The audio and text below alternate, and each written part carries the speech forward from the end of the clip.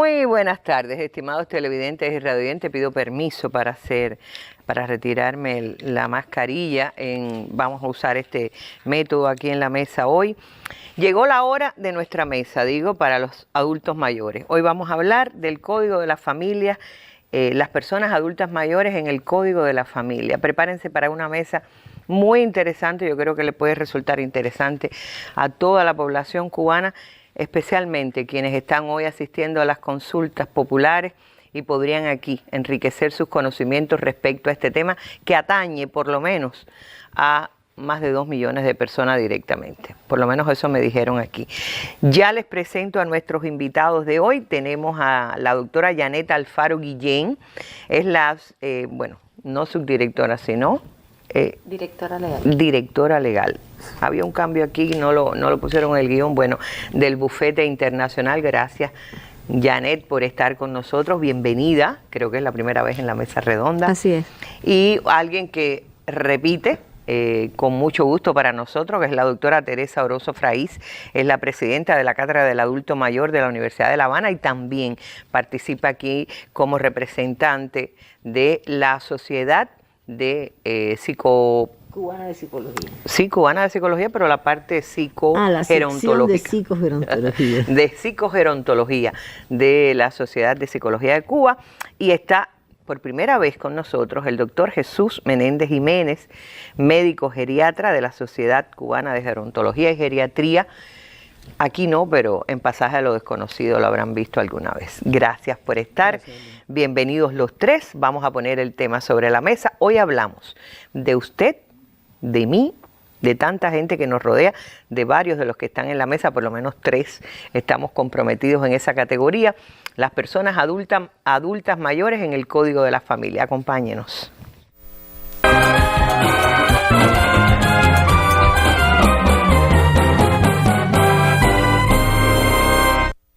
Pero antes de entrar en el tema, como es habitual, vamos a la noticia del día, porque Cuba ha realizado una declaración en relación con uno de los temas que hoy mantiene en vilo a la comunidad internacional. Me refiero a la situación en Ucrania y las declaraciones de Rusia de reconocer a los territorios independientes del Donbass y todo lo que a través de una retórica muy antirrusa se ha tratado de imponer en los centros a nivel internacional. Les leo ya la declaración del Ministerio de Relaciones Exteriores que se ha hecho pública hoy. Cuba llama a preservar la paz y la seguridad internacionales.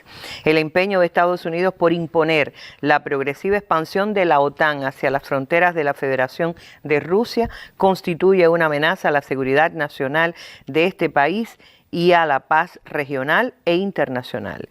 El gobierno de Estados Unidos lleva semanas amenazando a Rusia y manipulando a la comunidad internacional sobre los peligros de una inminente invasión masiva a Ucrania.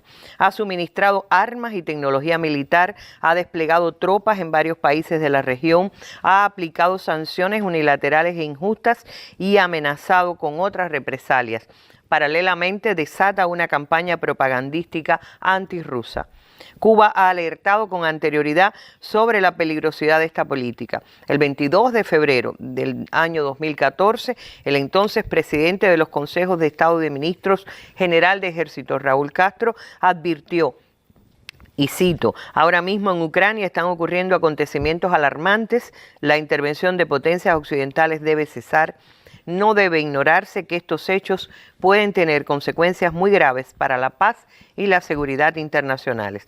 Años más tarde, el 26 de septiembre de 2018, ante la Asamblea General de las Naciones Unidas, el presidente de la República, Miguel Díaz-Canel Bermúdez, alertó que, y cito de nuevo, la continuada expansión de la OTAN hacia las fronteras con Rusia provoca serios peligros agravados por la imposición de sanciones arbitrarias que rechazamos. Llamamos a Estados Unidos y a la OTAN a atender de manera seria y realista los fundados reclamos de garantías de seguridad de la Federación de Rusia, que tiene todo el derecho a defenderse. Cuba aboga por una solución diplomática a través del diálogo constructivo y respetuoso. Llamamos a preservar la paz y la seguridad internacionales.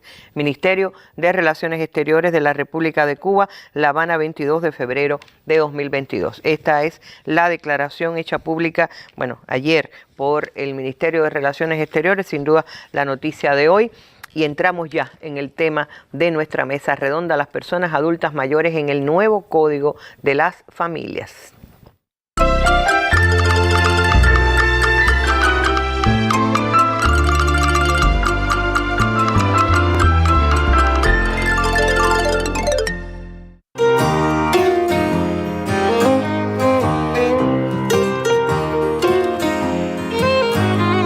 Se asoma a la ventana con una taza de café. Es su rutina cotidiana, le gusta ver amanecer. Lleva una vida algo espartana, su pensión es asistencial. Pero se siente afortunada por compartir con los demás. Nació a mitad del siglo XX, es parte de mi generación, la que luchó contra corriente, contra el padre y la tradición. Se curtió en las barricadas, se alistó en la insurrección. Es feminista declarada y partidaria de la pasión. Pero en su corazón suena el blues de la tercera edad, un sutil aguijón de nostalgia llamado soledad. Bueno, esto es un regalito para la tercera edad que está aquí alrededor de la mesa. Ya, porque casi siempre presentamos el tema con ancianitos como personas en situación de desventaja o de discapacidad. Y miren, una de las cosas que se está viendo en estos tiempos es que se dice ya que esta generación que cursa entre los 60 y los 90, pues casi que ni se siente los años, quiere seguir como Miguel Ríos, cantando el blues de la tercera edad. Con esto quiero darle la bienvenida al doctor Jesús, porque es bueno poner en contexto lo que está ocurriendo. Le doy la palabra al doctor Jesús, a quien conozco además de un lugar muy respetable de esta ciudad, que es el CITED, el Centro para la Atención a la Tercera Edad. Bienvenido. Gracias, Liz. Me fue muy agradable.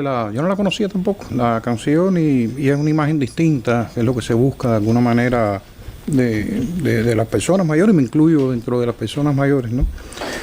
¿En qué contexto se produce este código? Mira, si el siglo XIX fue el de la Revolución Industrial, el XX fue el decrecimiento de la población mundial, y este siglo en que estamos ahora es el del envejecimiento de esta población. Ese es el contexto en que nos estamos... Envejecimiento porque se alarga la esperanza de vida, ¿no? Las personas viven más años, Nunca habían tantas personas viviendo tantos años. Actualmente en el mundo casi todo, en la mayoría, gran parte de los países, casi todos tienen la oportunidad de llegar como mínimo a los 60 años. Casi todos. Y de hecho, este es uno de los logros más notables de la humanidad, el hecho de vivir más, ¿no?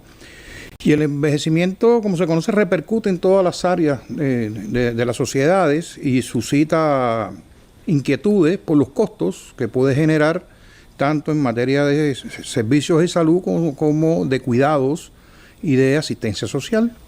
Pero siempre hay maneras de poder paliar estos efectos que pudieran ser negativos. En el caso de Cuba, por ejemplo, ya tenemos 21,9% de personas de 60 años y más, un número muy alto. Estamos llamados a ser el país más envejecido proporcionalmente de la región de América Latina para el 2030. En esta mesa somos las 3/4 partes. Así mismo. De hecho, por ejemplo, en el municipio que estamos viviendo, haciendo la mesa redonda que es Plaza de la Evolución, es el más envejecido del país, tiene casi 30%, tiene lo que va a tener Cuba en el 2030. Y es un municipio que está haciendo muchas cosas por las personas mayores también. Eso quiere decir, traducido en números, somos casi 2,4 millones de personas mayores en estos momentos. 2,4 millones de personas mayores, alrededor de esa cifra. Y este envejecimiento está definido por el gobierno como una situación estratégica, porque se necesitan personas para trabajar. Ese trabajo es el que va a aumentar la productividad, la que nos están llamando constantemente para salir de la situación en que estamos. Entonces, a cada vez hay menos niños, más personas mayores. Todo eso, te repito, se puede y se están haciendo cosas. De hecho, el gobierno desde hace unos cuantos años está priorizando desde las más altas esferas del gobierno, con múltiples organismos, instituciones del país, reuniones, trazando estrategias. Y hace unas semanas mi presidente se reunió con la Academia de Ciencias con el tema de envejecimiento. A punto de partida de ese momento se están dando nuevo impulso al afrontamiento del envejecimiento. Yo hago la salvedad, la palabra afrontamiento y no enfrentamiento. Tú enfrentas lo malo, enfrentas un ciclón, una hambruna, un derrumbe, pero afrontas, en este caso, el envejecimiento, que es un desafío, que es un reto. En todo este contexto, en diciembre de 2020, en la Asamblea General de las Naciones Unidas, se declaró el decenio 2021-2030 como el decenio del envejecimiento saludable. Entonces es bueno poner esto en contexto. ¿Qué cosa es envejecimiento saludable? Porque inclusive yo creo que muchas de las personas que nos están oyendo son personas mayores como las que estamos aquí, de alguna manera. El envejecimiento saludable es el proceso de desarrollar y mantener la capacidad funcional que te permite el bienestar. Ahora, ¿qué cosa es capacidad funcional? Es lo que ¿Este es el punto de vista desde la salud o sí, sociológico en general? Sí, lo que pasa es que el concepto de envejecimiento saludable sobrepasa la salud. La salud es mucho más que no tener enfermedades, no tener caries, no tener catarata, usar espejuelos, mucho un estado de bienestar, es otra cosa más amplia. Entonces, te hablaba de la capacidad funcional que te permita tratar de hacer lo que tú puedas y quieras hacer en determinados contextos. Ahora, la capacidad funcional depende de lo que tú como persona, yo como persona, sea capaz de hacer y de lo que el medio me demande. Una escalera incómoda no me deja subir, pero si yo tengo las piernas fuertes, quizás pueda subir, pero si la escalera es más cómoda, aunque tenga las piernas más débiles, puedo subir. Es decir, es ese equilibrio, ¿no? Y entonces, esa capacidad funcional, el código está pensado para proteger, entre otras cosas, el envejecimiento saludable. Volviendo a la década tiene 4 ámbitos y vamos a ver cómo se articula esto con el código. La década del envejecimiento saludable tiene 4 ámbitos. Cuba suscribió, es signataria de la década. El primero es cambiar nuestra forma de pensar, sentir y actuar con respecto a la edad y al envejecimiento. Eso después tiene traducciones de edadismo, discriminación, etcétera. Esto, el ejemplo de la canción que tú pusiste al principio, es un ejemplo de cambiar nuestra forma de pensar, sentir y actuar con respecto a la edad. Mira qué bien vino eso. Sí. El segundo es que las comunidades fomenten las capacidades de las personas mayores. Eso se traduce en entornos amigables. Cuba ya tiene municipios en la red mundial, municipio Plaza, en la red mundial de ciudades amigables. El tercero, que está más relacionado con la salud, que es dar una atención. Los mayores usuarios, por decirlo en esos términos, de los sistemas de salud son las personas mayores, que tienen necesidades especiales, distintas. Entonces, los sistemas de salud del mundo, cuando se concibieron, no se concibieron para atender personas mayores y se están readaptando en todo el mundo. Y nosotros estamos también ya haciendo un grupo de cosas, mi ministerio. Después me van a regañar porque nada más que ponemos imágenes del Tai Chi, pero a veces parece que es la única actividad que hacen nuestros adultos mayores. Perdón, lo interrumpí. Usted decía que el ministerio está articulando. Está articulando un grupo de cosas. Es decir, lo viene haciendo hace rato y ahora se le está dando un impulso en la pospandemia, como muchas áreas de la sociedad, de las sociedades en todos los países del mundo que están tomando un segundo aire, aprendiendo lecciones de los 2 últimos años y medio y creando nuevos espacios para esto. Y el último, que está muy relacionado con el código, que es proporcionar acceso a los cuidados a largo plazo. Entonces, yo recuerdo en medio de la pandemia, hará cuestión de año y medio, aproximadamente, y ahí empecé a oír hablar del código. Supe del profesor Leonardo, somos casi vecinos. Me senté y escribí un grupo de cosas que yo consideraba que no debían faltar en el código. Logro empatarme con Leonardo, fui a su casa, me recibió muy bien, como siempre. Y cuando yo fui ahí con mi pliego de demanda, mira, Leonardo, no puede faltar, no puede esto y que esto. Leonardo me decía, eso está, y eso está, y eso está. Y a medida que iban pasando los minutos, yo decía, ¿qué yo hago aquí? ¿A qué yo vine aquí? Vine a bailar en Casa del Trompo. Todo lo que yo había pensado que no debía faltar. Ya estaba ahí. Estaba ahí de alguna manera. Es decir, el código no era público todavía, se estaba trabajando. Estaba el anteproyecto. Sí, que todavía no había sido público, ¿no? Y después yo le dije a Leonardo, casi le pedí disculpas cuando me fui. Leonardo, discúlpame, yo vine a decirte cosas que ustedes los tienen ya, ustedes y el equipo que está armando el código, ¿no? De hecho, el Código de la Familia ofrece un marco legal a nivel familiar, fundamentalmente para el punto 1, 2 y 4 de las 4 áreas del decenio. Estoy hablando de hablar durante 10 años. Es una ventana de oportunidad que todos los países, y Cuba en particular, vamos a aprovechar en aras de un envejecimiento. La más difícil quizás será saludable. Cambiar nuestra forma de pensar. Sí, ¿no? Yo creo que eso. La guitarra de Miguel Ríos. Yo creo que sí. Y inclusive el código está muy, de una forma muy novedosa, actualizada, temperada, con documentos programáticos internacionales. Y cito esto que están aquí: el Plan de Acción Internacional de Madrid sobre Envejecimiento, la Agenda 2030, el Informe Mundial de Envejecimiento, la Estrategia Global y el Plan de Acción sobre el Envejecimiento de la Salud, y el documento propio de la década del envejecimiento. Entonces, el código de alguna manera protege la autodeterminación. El código es protector. El código es un código protector. Protege la autodeterminación, preferencias e igualdad de oportunidades en la vida familiar de las personas mayores. Eso es importante. Me parece importantísimo. Bueno, Sí. lo desarrollaremos con Yané y Sí, con Teresa. yo estoy hablando desde el punto de vista de la salud, ¿no? Correcto. Acercar el código, ver los puntos en común. Y de hecho, esto favorece el empoderamiento de las personas, para que de las personas mayores, para que participemos en la sociedad que estamos Que no sean modificando. solo objetos, sino sujetos. Hay muchas experiencias en el mundo de que hay una capacidad importante de que que puedan participar de manera activa, aún económicamente. Si yo tuviera que escoger 3 palabras, hice ese ejercicio, ¿no? Que definieran a personas mayores dentro del código, yo escogería las palabras cuidados, cuidadores y derechos. Yo recuerdo uno de los últimos capítulos de la novela Vuelva a Vivir, Sí. donde este señor lo dejan sin casa. Vuelva a mirar. Vuelve a mirar que el padre va a ver a su familia en España y pierde la casa. Ahí, el parlamento que tiene él con el abogado y que le dice, sí, es que estás desprotegido, no hay.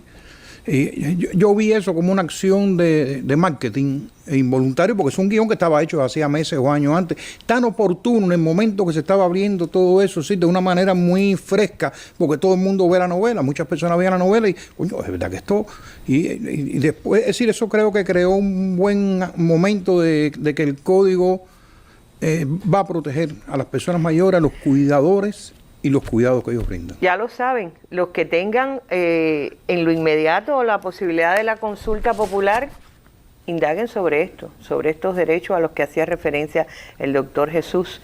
Y vamos a seguir, no necesariamente hablando del tema, sino hablando del código y cuánto atañe a personas adultas mayores, porque vamos hasta, bueno, unas cápsulas que han preparado desde la televisión en Villa Clara y nos han mandado especialmente para nuestra mesa redonda. Vamos a compartirla con ustedes.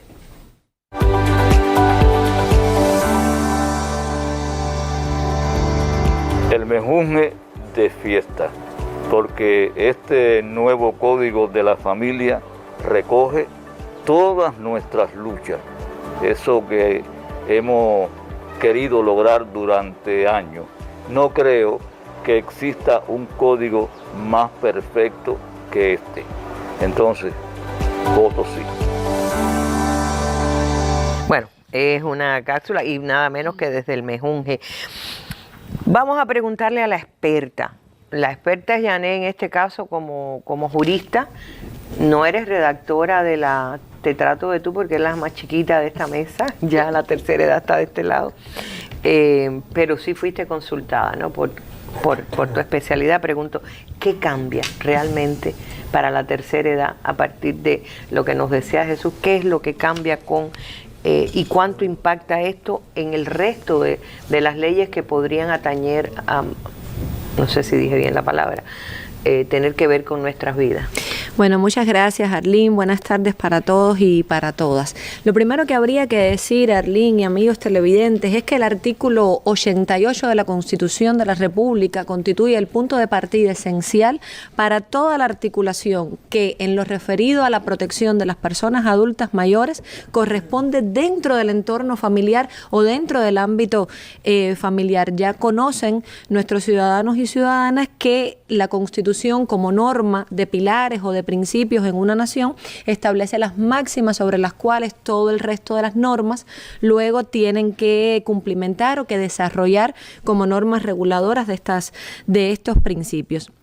El Código de las Familias tiene entre sus prioridades legislativas la protección del adulto mayor como parte, o de las personas adultas mayores como parte de los entornos familiares, pero esto lo hace desde desde una doble mira o desde un doble enfoque. En primer lugar, desde el punto de vista de las personas adultas mayores como personas, esto es lo primero. Y en segundo lugar, desde el rol que desempeñan como abuelos dentro de los grupos familiares, dentro de nuestros grupos, dentro de nuestras familias. Y es que hay que tener en cuenta que no todos los abuelos en Cuba son adultos mayores, ni todos los adultos mayores son abuelos. Por lo tanto, era imprescindible esa doble mirada que atañase primero al individuo y luego al abuelo, o viceversa, pero que lo hiciera en un doble sentido. Hay dos grandes máximas que se pudieran encuadrar o vislumbrar dentro del código para lograr esto que acabamos de decir, de proteger al adulto mayor como ser humano, como persona,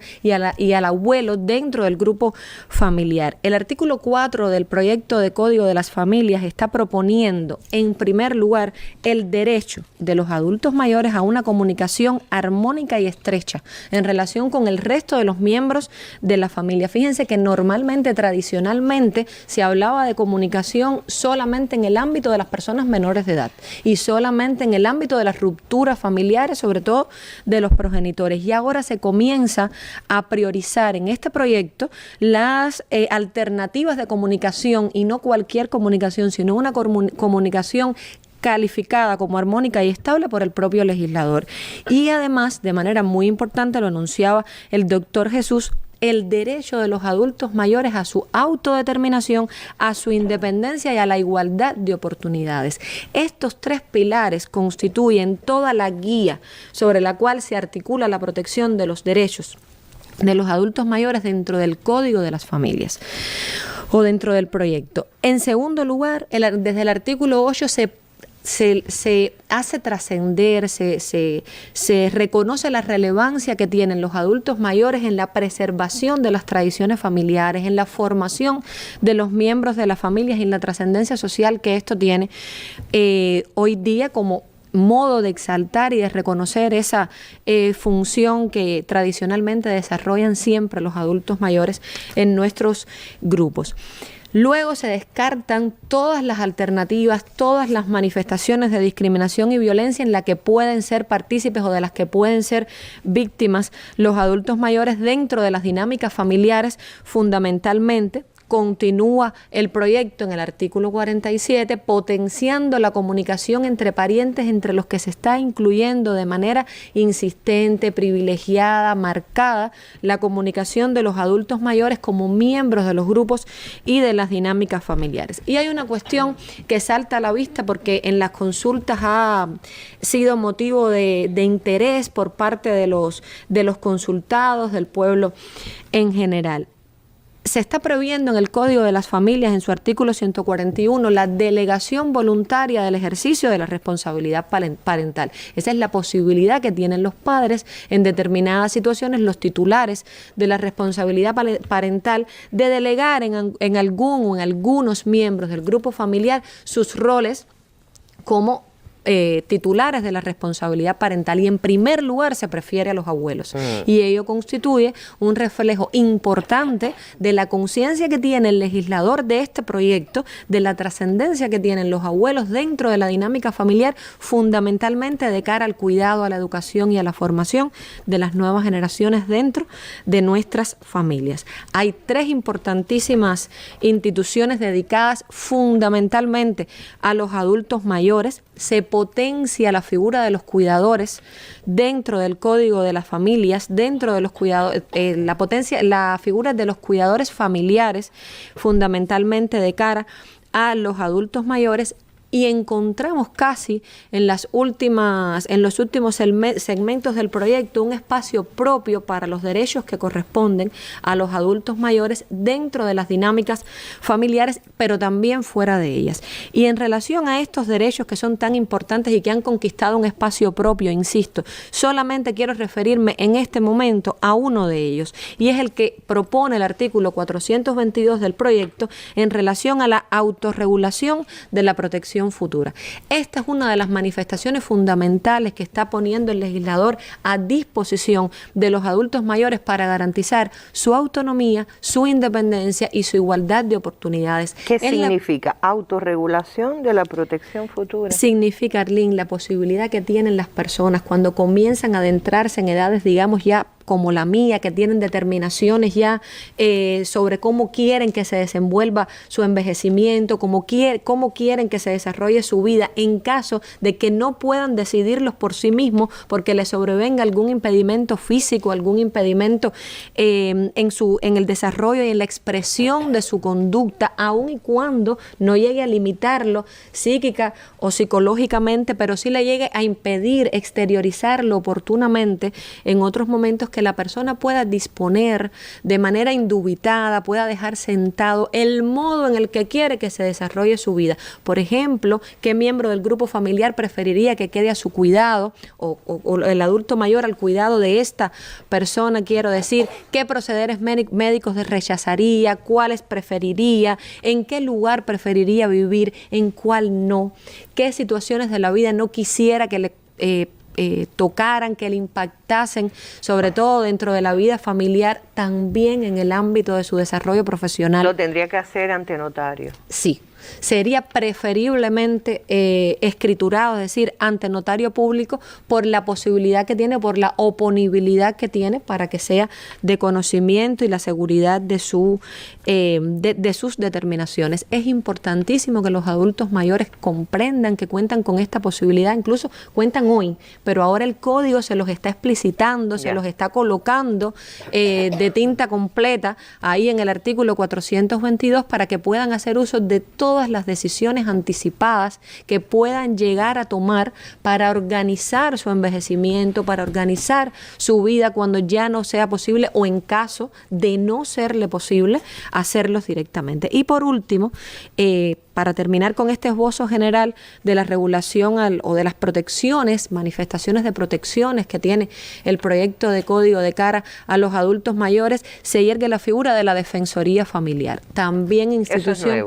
novedosa, institución que tiene como cometido proteger a aquellos miembros del grupo familiar que pudieran verse en situaciones de menoscabo, de detrimento dentro de las dinámicas de ese grupo, que carentes de otros representantes, pues puedan verse necesitados de que una institución, que en este caso sería la Defensoría, pues garantice el ejercicio de los derechos de los que se considera asistido o de los que se considera afectado en un momento o ante una situación determinada. Y por supuesto, como sujetos fundamentales que pueden acudir a este despliegue de la Defensoría están las personas de la tercera edad. Qué interesante. Ya saben, contamos con Defensoría Familiar, así que una nueva figura e instituciones que ayudan a proteger. Gracias, Yané. Vamos a hacer una pausa, vamos a acercarnos a otro de los materiales que nos envían de Villa Clara, y vamos también a anunciarles algo que vamos a tener muy próximamente en la mesa redonda.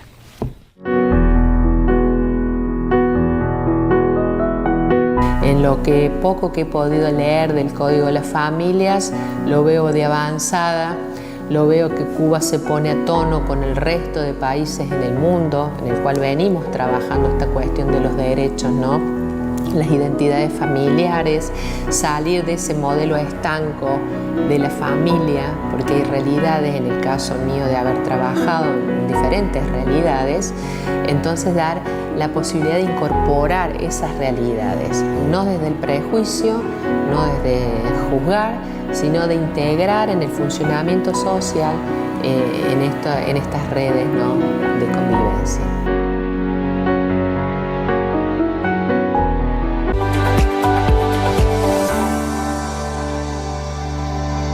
El código se puede decir muchas cosas. A mí me gustaría quizás subrayar la que más me ha llamado la atención, además de la justeza, la diversidad que engloba. Es que usted por primera vez vamos a tener un documento que usted puede ir a buscar lo que usted necesita saber de la familia, sus derechos, sus posibilidades. Se habla de la familia y se habla no del padre, la madre y los hijos, de los abuelos, de los parientes, de los vecinos, de las personas que asumen responsabilidades de atención. Y eso es extraordinariamente importante, lo que está hecho, no para los juristas, no para los abogados, sino para que las personas entiendan sus derechos y sus posibilidades. Bueno, y vamos con la experta de la otra parte, la representante aquí de los adultos mayores. También tuvo su novela, lo comentamos tanto que no nos dio tiempo de hablar de cuánto la novela reflejaba el pensamiento y el trabajo de la Cátedra del Adulto Mayor. Teresa Orosa, varios años en esa batalla, porque la universidad se convierte en otro de los escenarios de la vida de las personas, de los adultos mayores. Y vamos a hablar de eso, de lo que me dio tanto trabajo ahorita decir, psicogerontología en las figuras del código, y también lo que ha podido aportar la cátedra en ese sentido. Teresa. Bueno, sí. Muchísimas gracias por la invitación de hoy, que como vemos está tratando el tema del código, pero ya más vinculado a la cuestión de las personas mayores. Gracias. Estoy aquí como psicóloga y también como persona mayor que soy. A lo largo de estos años en la Facultad de Psicología, especialmente en el grupo que se desempeña en la investigación sobre ese campo interdisciplinario que se le denomina psicogerontología, hemos ido constatando diversas características que presentan las generaciones actuales de personas mayores, porque no solamente ha habido un cambio de carácter demográfico, sino también un cambio de tipo generacional, y muy coherente el inicio de la mesa cuando justamente se habla de alguna manera de esta nueva generación de personas mayores y las expectativas que trae el ser persona mayor de esta época. Vinculado con el código, de todas esas investigaciones que, ya sea por el grupo de psicogerontología o por la propia cátedra del adulto mayor, en la figura de sus profesores y en las propias tesinas, en los propios trabajos de curso, que son también investigaciones que hacen las personas mayores, pues hemos encontrado esa diversidad que es tan rica desde el punto de vista de las subjetividades de las personas mayores. Perdón, diferentes percepciones en cuanto a calidad de vida, estudios sobre soledad. Estudios sobre soledad, los impactos de la migración, los estereotipos, la mirada de género, porque no es lo mismo ser persona mayor siendo mujer que siendo hombre.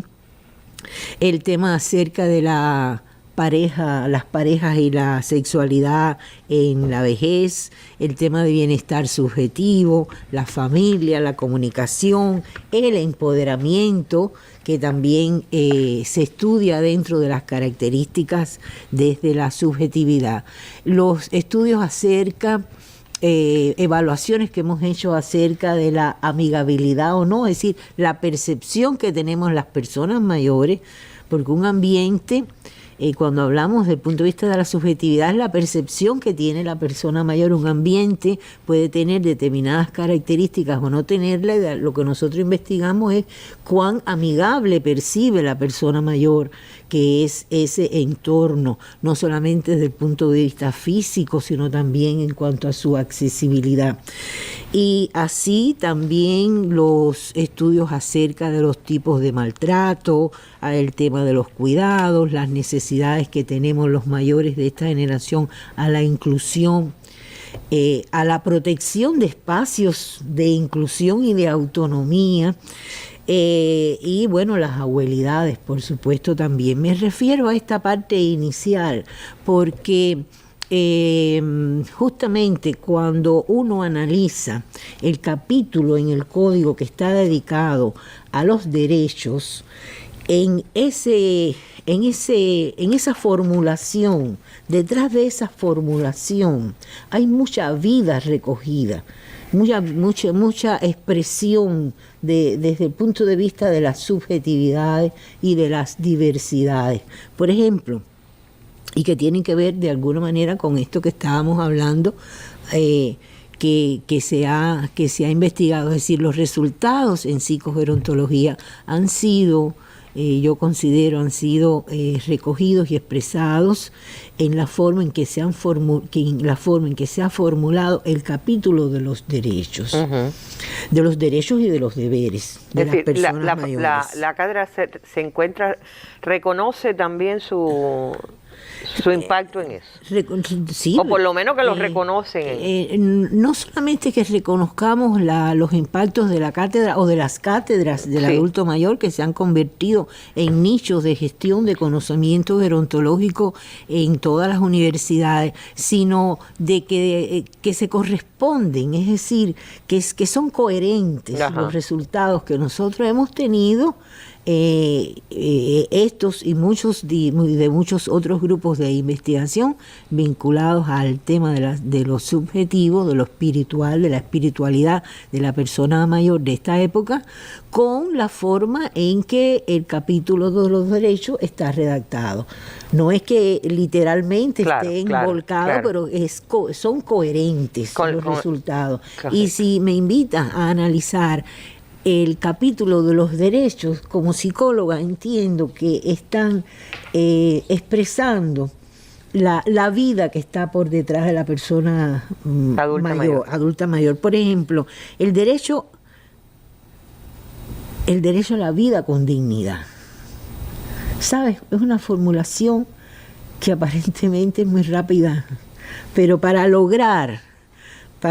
formular el derecho a la vida con dignidad implica el respeto a la intimidad, a la comunicación, a los vínculos, todo eso está reflejado.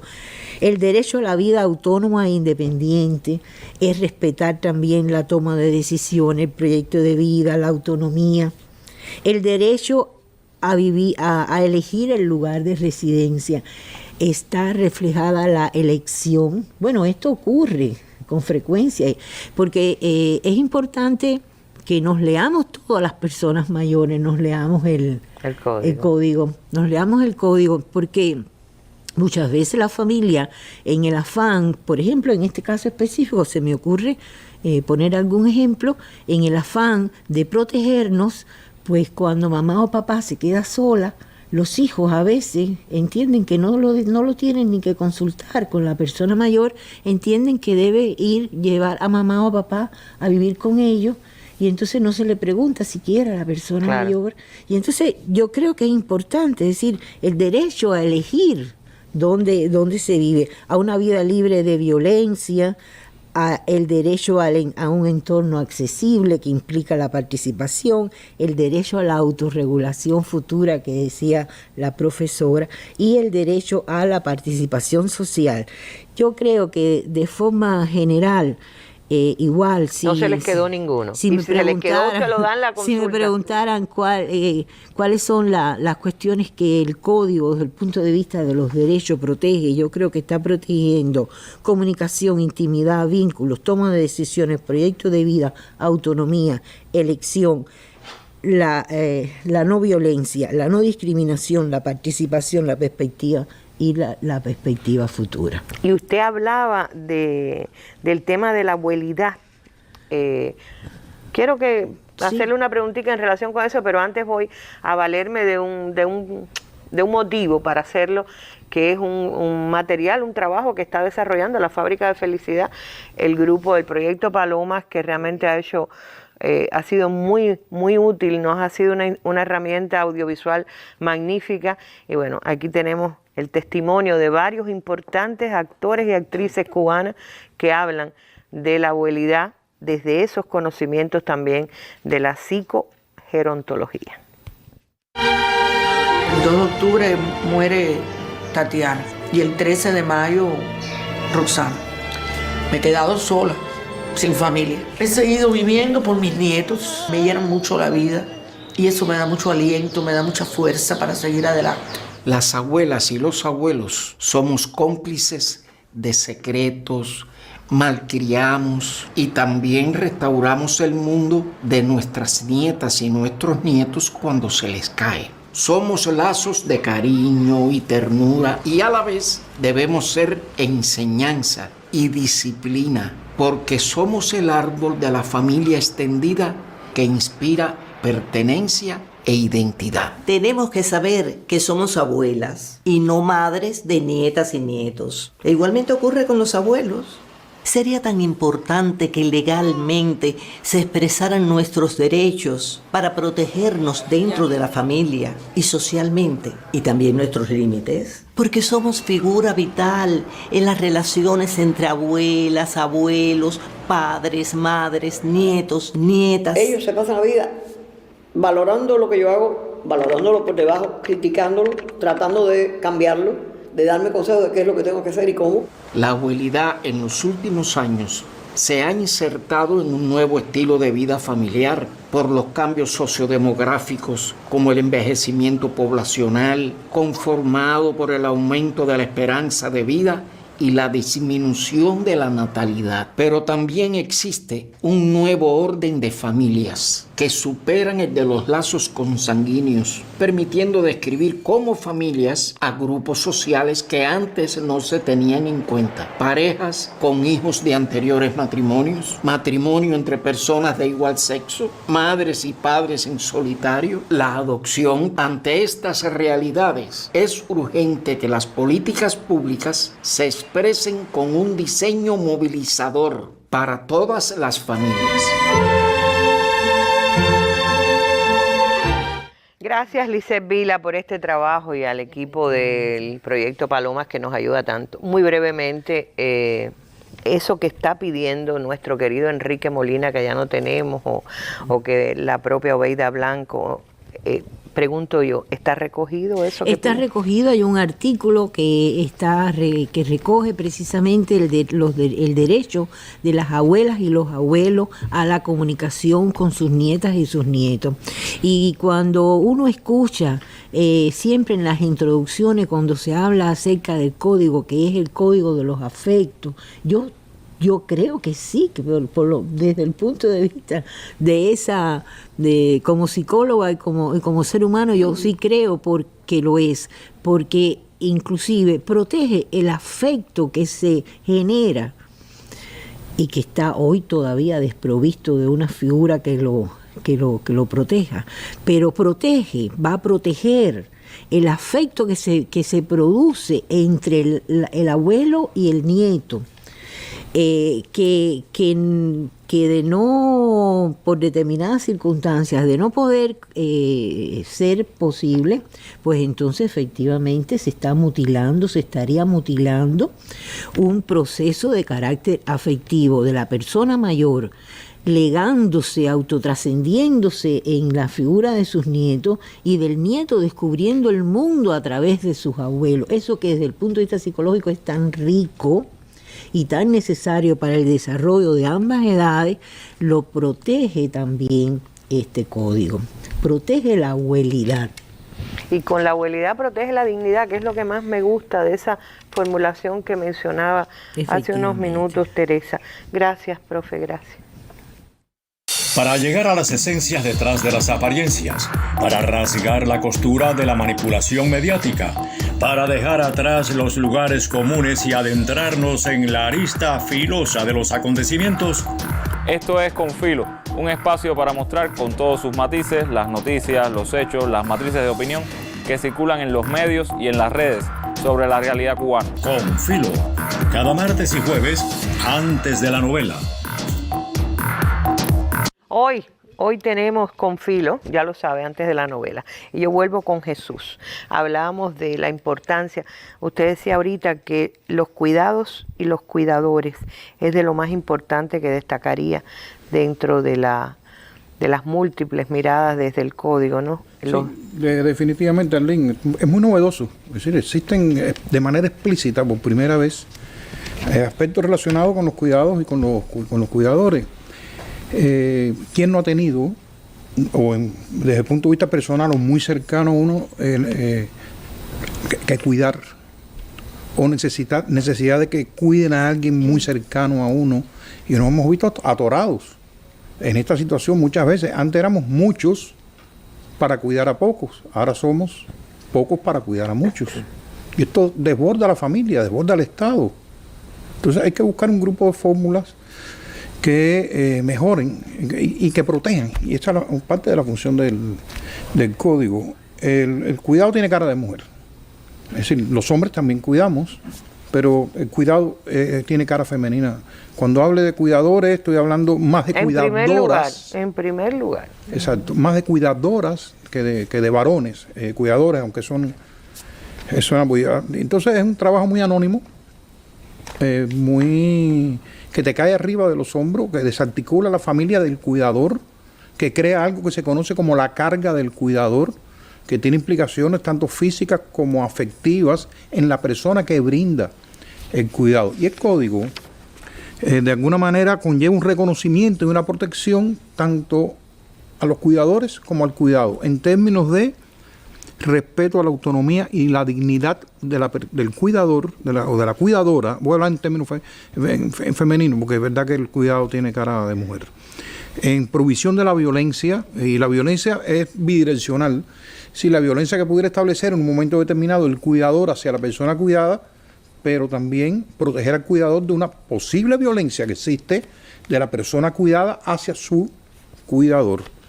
La capacitación, que es muy importante, los cuidadores deben estar capacitados para determinadas situaciones, saber cómo enfrentar conductas, actitudes, baño en cama, alimentación en cama, y en eso el Ministerio de Salud Pública lleva años trabajando con las escuelas de cuidadores, que se está renovando mucho ahora. ¿Hay una escuela de cuidadores en Cuba? Existen escuelas de cuidadores en todos los policlínicos del país, con más adelantado, menos adelantado. La pandemia nos paró muchas cosas, no se podían reunir las personas por un problema de protección, sí, pero desde hace años Salud está trabajando con esto, y el Ministerio de Trabajo también, fundamentalmente Salud, con las escuelas de cuidadores, que eso forma parte del impulso de la renovación que se está haciendo ahora. Inclusive se van a ensayar, el WhatsApp se puso de moda con la pandemia.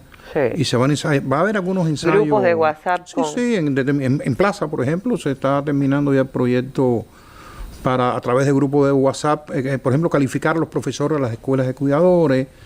Es decir, hay que aprovecharlo, aprender lecciones de la pandemia, como aquello de los grupos de WhatsApp que hubo. Los psicogrupos, que fue premio de la academia en ese momento. Y entonces el código ofrece un marco legal para un grupo de acciones que se vienen dando. Una de ellas, voy a citar dos, sí, se van a quedar mucho fuera, es la Red Nacional de Estudios sobre Cuidado, que se fundó en el 2020, conformada por múltiples instituciones, y que ha hecho mucho más visible el tema de los cuidados y las cuidadoras.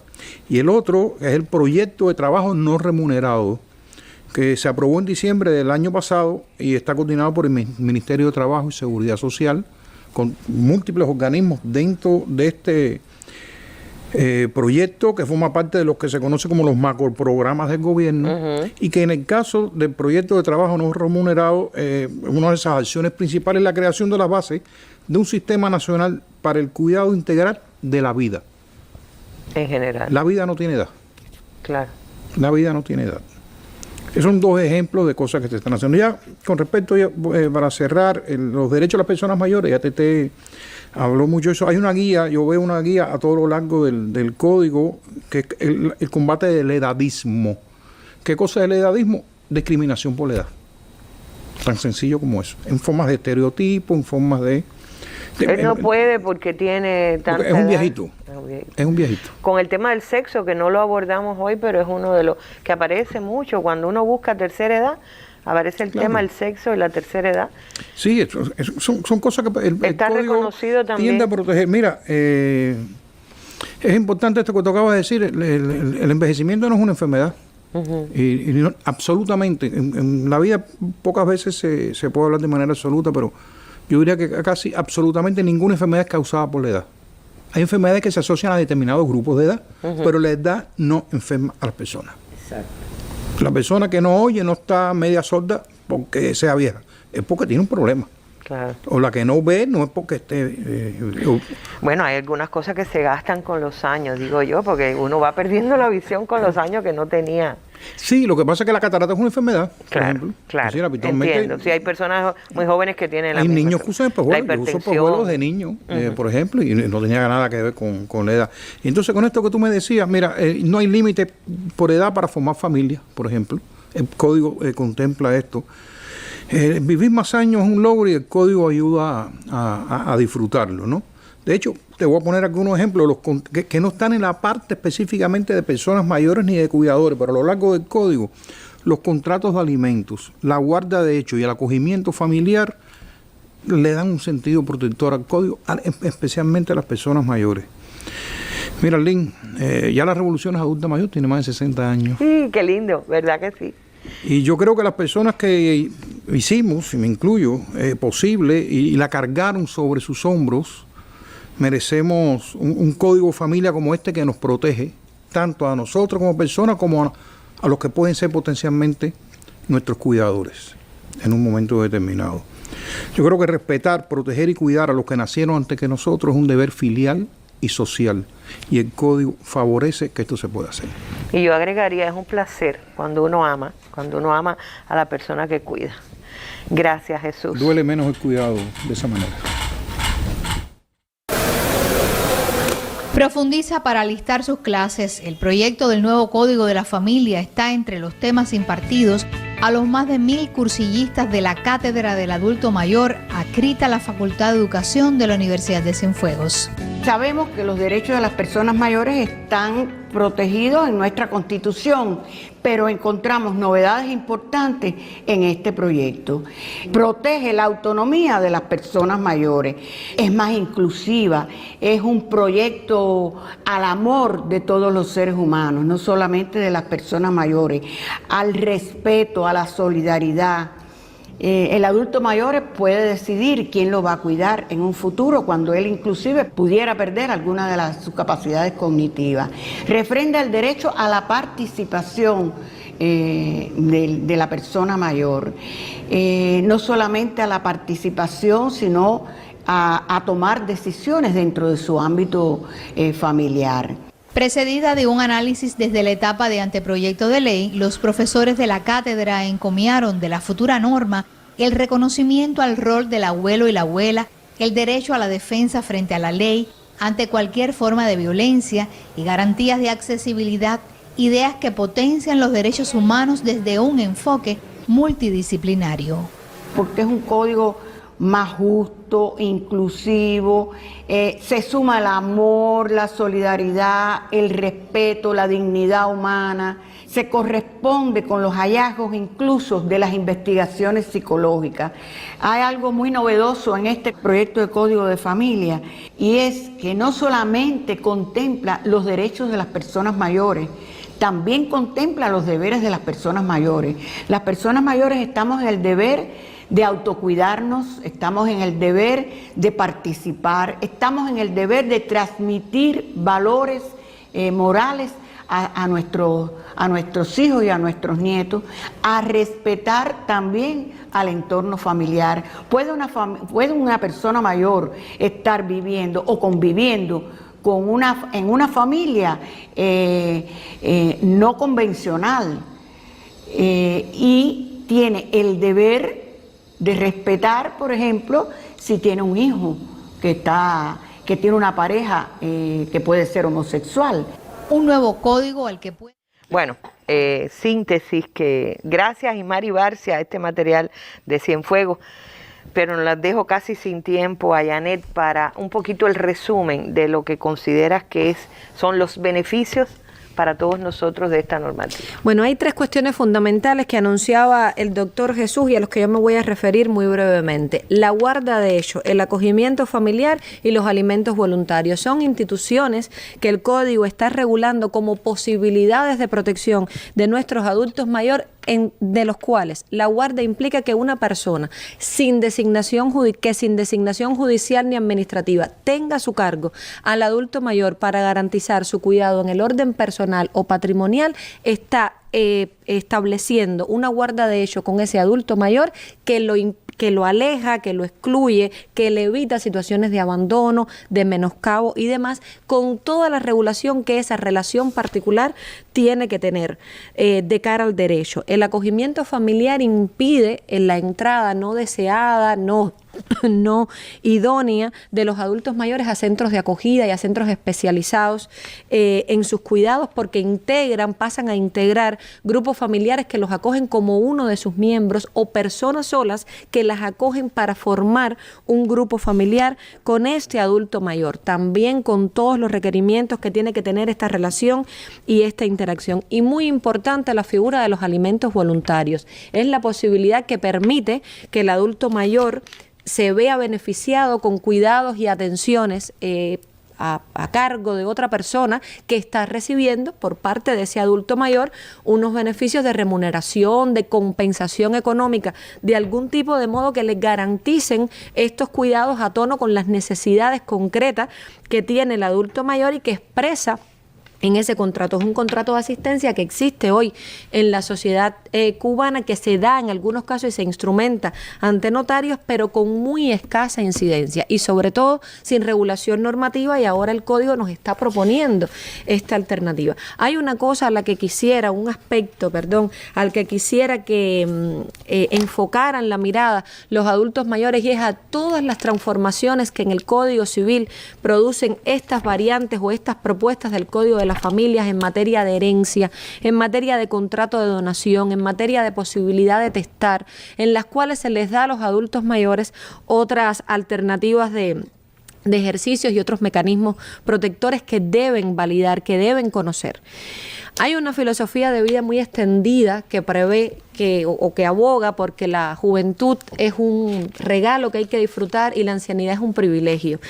A que seamos conscientes de ese privilegio por parte de nuestros adultos mayores, a que de verdad se convierte en un privilegio efectivo dotado de un contenido propio, es que se orientan, es que se dirigen las principales propuestas del Código de la Familia hacia los adultos mayores. Creo que te debo otra sesión para que nos amplifique, perdona, porque con el tiempo no supe manejarme. Eso me pasa casi siempre, debe ser ya la tercera edad. Perdón, estoy yendo contra todo el discurso que hemos tenido hoy. Gracias a los 3 por adelantarnos. Y ustedes, yo sé que la mayoría de la audiencia de la mesa redonda está en los adultos mayores. Bueno, pues cuando le toque su consulta, preocúpese por estos puntos, profundice en ellos y sepa cuánto nos defiende y nos protege. Hasta un nuevo encuentro en la mesa redonda. Muy buenas noches.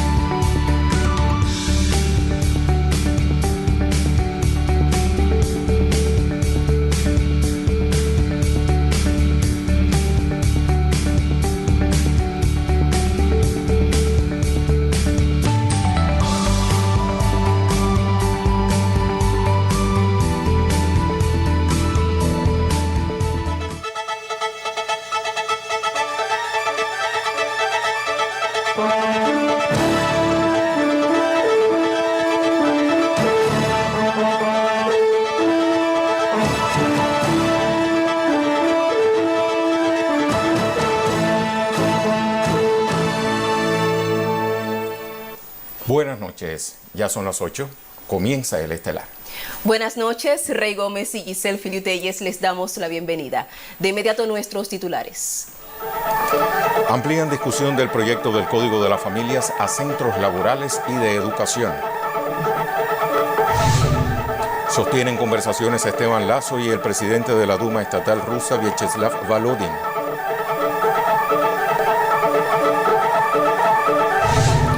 Fijan para el 28 de marzo juicio a expresidenta de facto Yanine Áñez por la causa Golpe de Estado.